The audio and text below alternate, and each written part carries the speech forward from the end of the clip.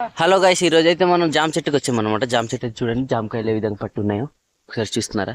మొత్తం జామకాయలే చాలానే పట్టి ఉండే, ఇప్పుడైతే తగ్గిపోయి అన్ని తినేసారు. ఇదంతా మనకు ఫ్రీగా దొరుకుతుంది అనమాట. ఎక్కడ వెళ్ళి మనం కొన్ని తినాల్సిన అవసరం అయితే మనకు లేదు. ఇదంతా మనం నాటినవే ఫ్రీగా దొరుకుతాయి. చాలా చాలా టేస్ట్గా ఉంది అనమాట.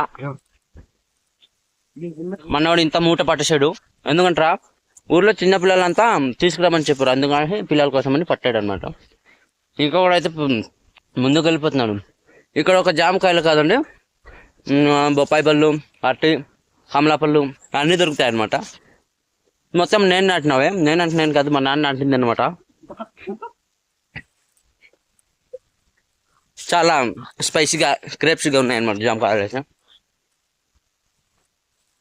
చూస్తున్నారు కదా, ఈ విధంగా మీరు ఫ్రీగా ఎప్పుడైనా తిని ఉన్నారా? కామెంట్లో రాయండి.